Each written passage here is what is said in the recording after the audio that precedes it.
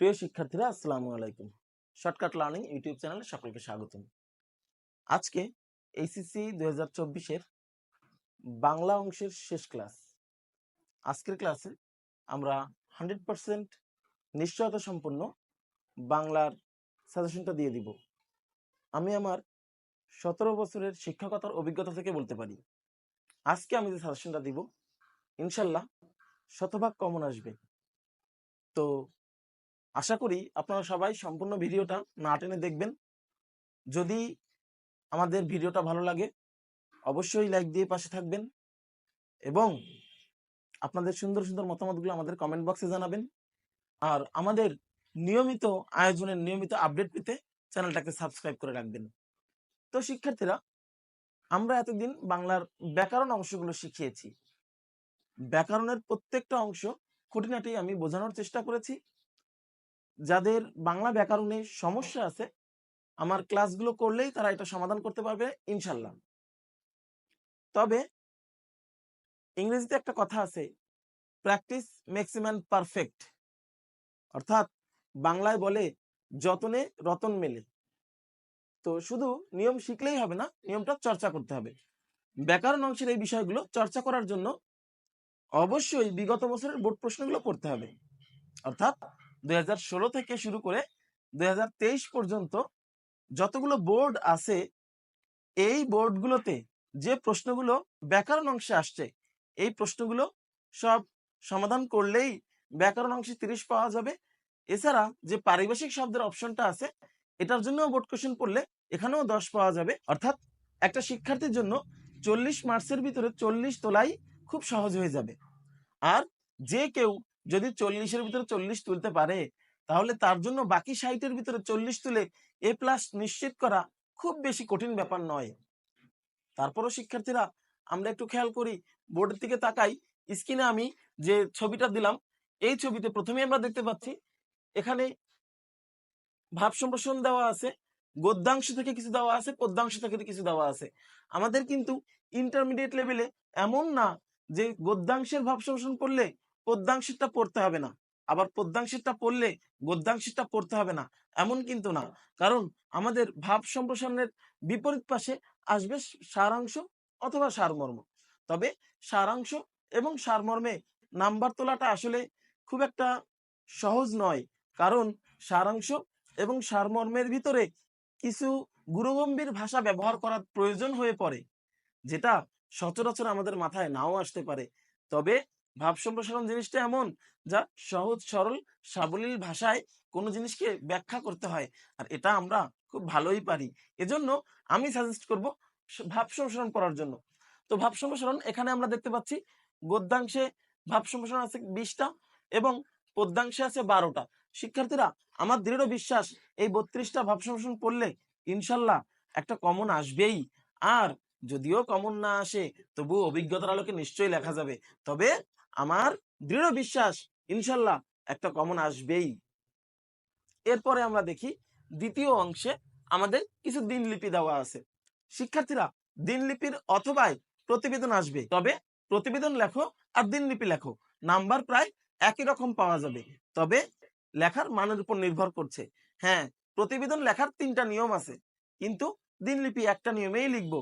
দিনলিপি লেখার নিয়ম যদিও আমাদের অনেক শিক্ষার্থী বুঝেই উঠতে পারে না, তারপরও বলি, সাধারণত দিনলিপিটা ডায়েরি লেখার মতো। আমরা ডায়েরিটা কখন লিখি? ডায়েরিটা আমরা সাধারণত রাতে লিখি। অর্থাৎ যখন আমরা দিনলিপি লিখবো তখন আমরা সময়টা দিব অবশ্যই রাতের। আর আমরা খেয়াল করব আমরা কোন দিনের দিনলিপিটা লিখছি। যদি এমন হয় আমি 21শে ফেব্রুয়ারি উপলক্ষে একটা দিনলিপি লিখছি, তখন কিন্তু আমি চাইলে 22শে ডিসেম্বর 23শে ডিসেম্বর তারিখ দিতে পারবো না। আমার ওখানে তারিখটা 21শে ফেব্রুয়ারি রাতে দিতে হবে। অর্থাৎ আমি কবে পরীক্ষা দিচ্ছি এর উপরে ডেট নির্ভর করবে না, ডেট নির্ভর করবে আমি কবে এর দিনলিপিটা লিখছি। আর দিনলিপি লেখার ক্ষেত্রে ভোরবেলা ঘুম থেকে ওঠা শুরু করে আমার সারাদিনের ঘটনাটা তুলে ধরা সর্বোত্তম। এরপরে শিক্ষার্থীরা, আমরা খেয়াল করি আমাদের এখানে আবেদনপত্র আছে, আমাদের এখানে বৈদ্যুতিক চিঠি আছে। আমি এটা সাজেশনে 2টাই দিয়ে দিছি। যে কেউ চাইলে আবেদনপত্রও পড়তে পারো, যে কেউ চাইলে বৈদ্যুতিক চিঠিও পড়তে পারো। অর্থাৎ বৈদ্যুতিক চিঠি মানে ইমেইল। ইমেইল ইংরেজিতে আমরা ইমেইল নামেই জানি। বাংলায় এটাকে বৈদ্যুতিক চিঠি বলা হয়, অর্থাৎ এটা আমরা ইমেলের নিয়মেই লিখবো, কিন্তু ভাষাটা বাংলায় হবে। এরপর আমরা দেখতে পাচ্ছি সংলাপ এবং ক্ষুদে গল্প। সংলাপ এবং ক্ষুদে গল্প একটু খেয়াল করে আমরা দেখি। সংলাপ অথবা ক্ষুদে গল্প আমরা যে কোনো একটা লিখতে পারি, তবে সবাই তো আর গল্প লেখক নয়, সবাই তো রবীন্দ্রনাথ হয় না, সবাই তো কাজী নজরুল হয় না, কিন্তু বাঙালি আমরা ডায়লগ বাজি খুব ভালো পারি। সংলাপ ডায়লগের বাংলা নেম, অর্থাৎ আমরা সংলাপ লিখলে আমাদের জন্য ভালো হবে। আর যদি কিছু নাও পারি, যার সাথে সংলাপ করছি তার সাথে প্রথমে ভাব বিনিময় করব ইংরেজির মতো, অর্থাৎ প্রথমে হে বন্ধু কেমন আছো, অথবা বড়রা হলে আসসালামু আলাইকুম কেমন আছেন, এটা দিয়ে শুরু করব। একটু ভাব বিনিময়ের কথাবার্তা বলবো, লাস্টে একটু বিদায়ের কথাবার্তা বলবো, মাঝখানে আমরা যে বিষয়টা নিয়ে লিখছি ওই বিষয়টা নিয়ে কিছু আলোচনা করব। এটা দুজন বন্ধুর ভিতরে হতে পারে, ছাত্র শিক্ষকের ভিতরে হতে পারে, যেভাবেই হোক না কেন আমরা অবশ্যই বাংলায় ডায়লগ বাজি করতে পারবো, এটা নিয়ে কারো সমস্যা হওয়ার কথা না। এরপরে শিক্ষার্থীরা আমরা আসি রচনার দিকে। রচনা, এখানে আমি 15টা রচনা দিয়েছি। আশা করি এই 15টা পড়লেই 5টা কমন আসবে। তবে হ্যাঁ, কিছু ব্যতিক্রম তো ঘটে যেতেই পারে, হয়তোবা 2-1টা এদিক ওদিক হতে পারে, কিন্তু আমাদের তো লিখতে হবে একটা, অর্থাৎ এই 15টার ভিতর থেকে ইনশাল্লাহ রচনা কমন আসবেই। তবে আর একটা শর্ট সাজেশন দিয়ে দেই, যারা এই 15টা পড়তেও কষ্ট হবে তাদের জন্য বলি, এই 15টার ভিতর থেকে বাংলাদেশ বিষয়ক এবং বিজ্ঞান বিষয়ক যে রচনাগুলো আছে এইগুলো বেশি করে পড়ো, এইগুলো থেকে 2টাই আসবে। যদি 2টা নাও আসে আমার লিখতে হবে একটা, একটা ইনশাল্লাহ পাওয়া যাবে, সমস্যা হবে না। আর সাজেশনের একেবারে শেষ অংশে আমি দিয়ে দিচ্ছি শব্দ গঠনের কিছু প্রশ্ন। শব্দ গঠনাংশের কিছু প্রশ্ন এটা সমাসের বিপরীতে আসতে পারে, তবে আমি সাজেস্ট করব সমাসের বিপরীতে এটা না পড়ে সমাসগুলো ভালো করে পড়ে এবং বিগত বছরের বোর্ড প্রশ্নগুলো বেশি বেশি চর্চা করে ওখান থেকে সমাসের 5টা লেখা ভালো, কারণ দেখা যাচ্ছে 7-8টা আসবে, বলবে 5টা লেখো, যে কোনো 5টা পারা যাবে। আর এই যে 5টা আমরা লিখবো এখানে 5 পাওয়া সম্ভব, কিন্তু যদি আমি প্রশ্ন লিখি 3-4-5, খুব ভালো না হলে 5 দিবে না, অর্থাৎ 3-4 পাওয়ার সম্ভাবনা বেশি। 1 মার্কস 2 মার্কসের জন্য অনেক শিক্ষার্থীর কিন্তু বাংলায় প্লাস ছুটে যায়, আর এই বাংলায় প্লাস ছুটে যাওয়ার কারণে অনেক শিক্ষার্থীর গোল্ডেন মিস হয়ে যায়। তো বাংলাকেও গুরুত্ব দিতে হবে, বাংলাকেও ভালো করে পড়তে হবে।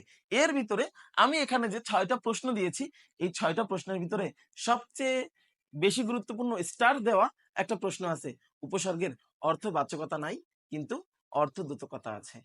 অর্থাৎ এইটার মূল কথা হচ্ছে উপসর্গ, যে উপসর্গগুলো আছে, উপসর্গ কখনো নিজে অর্থ প্রকাশ করে না, উপসর্গ অন্য শব্দের আগে বসে অর্থ সংকোচন বা সম্প্রসারণ করে, অর্থাৎ ওই শব্দটার অর্থ পরিবর্তন করে। হার, স্বাভাবিকভাবে আমরা হার বলতে কি বুঝি, গলার হার হতে পারে বা পরাজয় এমন হার হতে পারে। যদি এই হারের আগে আমি উপসর্গ লাগাই, উপতে দাঁড়ায় উপহার। যদি আমি এর আগে প্র লাগাই হয় প্রহার, মানে কাউকে পেদানো। আচ্ছা, যদি আমি এর আগে অব লাগাই তাহলে হয় অবহার। হিসাব বিজ্ঞানের ভাষায় অবহার মানে হচ্ছে বাট্রা, কোনো শেয়ারের দাম কম, যে কোনো কিছুর দাম কম বা ছাড়। আবার শিক্ষার্থীরা, যদি আমি এর আগে অধি লাগাই তাহলে হয় অধিহার, অর্থাৎ অধিক হার, কোনো কিছুর মূল্য বৃদ্ধি, এটাকে বলা হয় অধিহার। তো শিক্ষার্থীরা, আজকে আমরা যে সাজেশনটা দেখলাম এই সাজেশন থেকে ইনশাল্লাহ শতভাগ কমন আসবে। তোমরা যদি এই সাজেশনটা পরিপূর্ণভাবে ফলো করো এবং আগামী যে 2টা মাস আছে এই 2 মাসের ভিতরে যদি এই সাজেশনটা শেষ করতে পারো, তো ইনশাল্লাহ প্রত্যেকটা শিক্ষার্থী বাংলা সেকেন্ড পেপারে A+ পাবে ইনশাল্লাহ। আর বাংলা প্রথম পত্রের ব্যাপারে একটু বলে দেই, পাঠ্য বই রিডিং পড়ার কোনো বিকল্প নাই। বাংলা প্রথমের জন্য সে হোক অবজেক্টিভের জন্য হোক রিটেনের জন্য পাঠ্য বই অবশ্যই রিডিং পড়তে হবে, প্রত্যেকটা পাঠ পরিচিতি সুন্দর করে পড়তে হবে। আর অবজেক্টিভে আরেকটু ভালো করতে হলে অবশ্যই লেখক পরিচিতিগুলো সুন্দর করে পড়তে হবে, শব্দার্থগুলো জানতে হবে, তাহলে বাংলা ফার্স্ট পেপারও ক্লাস তোলা সম্ভব। আর একটা জিনিস মনে রাখতে হবে, প্রত্যেকটা পরীক্ষার সময় অবশ্যই আমাদের সময়কে বাজেট করে নিতে হবে, যে আমি এই সময়ের ভিতরে এতটুকু লিখতেই হবে। কারণ আমার মনে রাখতে হবে আমি কিন্তু 180 মিনিটে 100 মার্কস লিখবো, অর্থাৎ এভাবেই আমাকে ভাগ করতে হবে যে প্রতিটা মার্কসের জন্য আমি 1.8 মিনিট করে পাবো, অর্থাৎ 10 মার্কসের একটা প্রশ্ন লিখতে গেলে আমি 18 মিনিটের বেশি পাবো না। সেখানে রিটেনে যেহেতু আমাদের কিছু সময় বেশি দেয়, হয়তো 20 মিনিট, একটা সৃজনশীল কখনোই 20 মিনিটের বেশি সময় নিয়ে লেখা যাবে না। এজন্য সময়টা বাজেট করতে হবে। আমি আগামীতে এই বিষয়ে আরেকটা ক্লাস করব, তবে সেটা অবশ্যই ইন্টার পরীক্ষার ঠিক আগে, যার নাম দিব বাজেট ইওর টাইম। এই বাজেট ইওর টাইমে কিভাবে একটা শিক্ষার্থী তার প্রত্যেকটা সময়কে বাজেট করে লিখতে পারে, এটা আমি বুঝিয়ে দেব ইনশাল্লাহ। সবাই আমার জন্য দোয়া করবেন। আমাদের ভিডিওটা ভালো লাগলে অবশ্যই লাইক দিয়ে দিবেন।